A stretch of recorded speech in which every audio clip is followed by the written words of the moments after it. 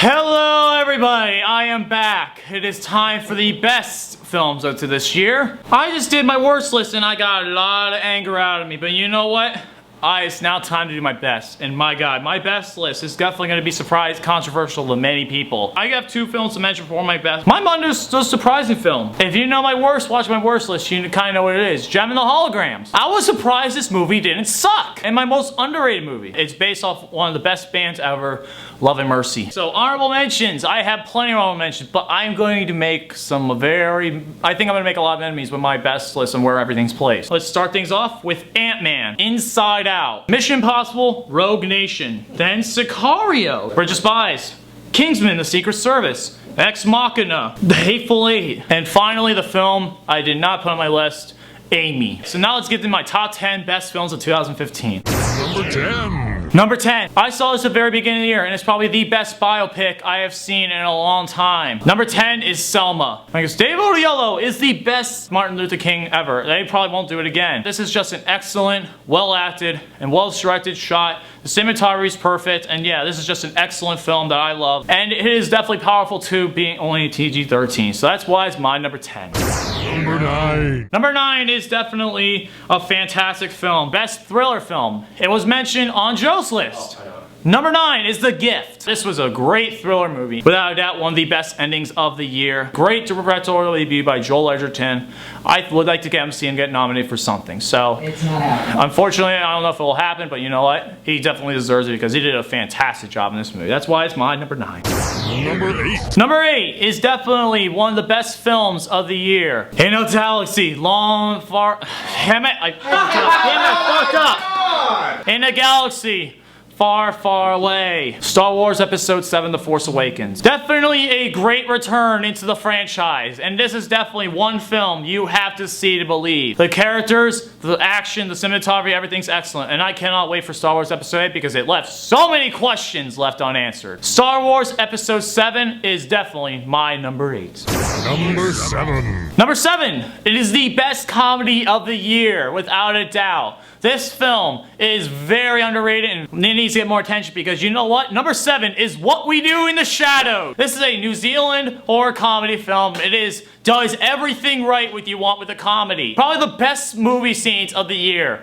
Shame, shame, shame. My god, I was dying throughout this movie. And one of the very scenes at the end, of the werewolf fight and the vampire fight at the end, is one of the best scenes of the year. If you have not checked it out yet online, do yourself a service and see it. That is why my number 7. By the way, you're welcome.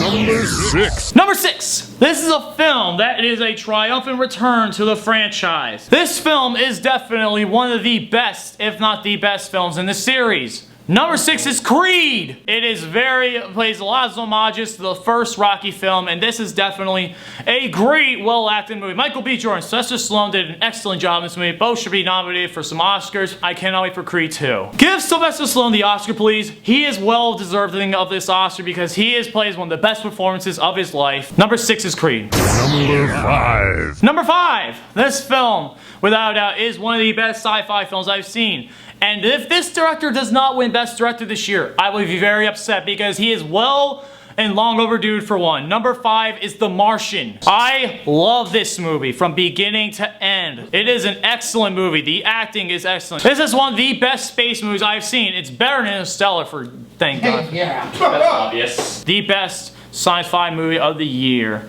is The Martian at my number 5.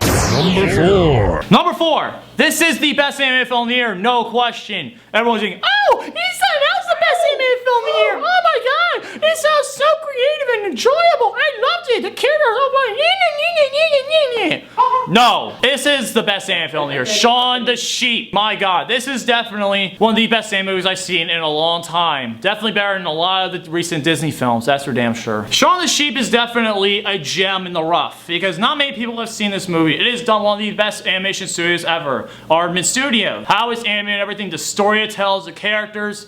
It's an excellent jury work from beginning to end. It's an excellent film. I loved it from beginning to end. Better Inside Out. That's why it's my number 4.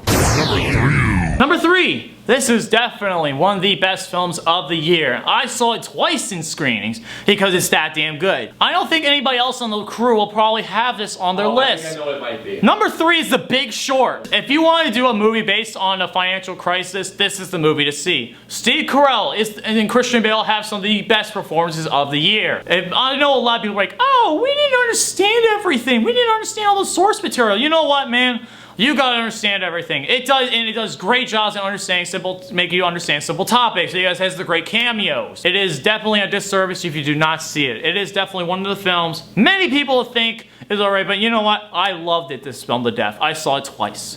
That is why it's my number 3.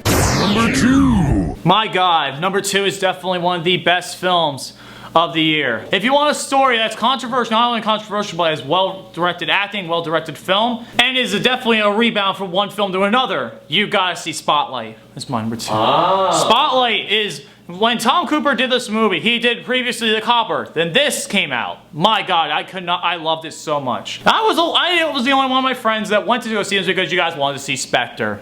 How'd that turn out for you? James fucking Bond. The acting is excellent. The direction is excellent. Cinematography. All the characters serve a purpose. And this film is definitely one of the best films of the year. And without a doubt, that's why Spotlight is my number 2. It's number 1. And you know, this film had been on my number 1 list for so many months.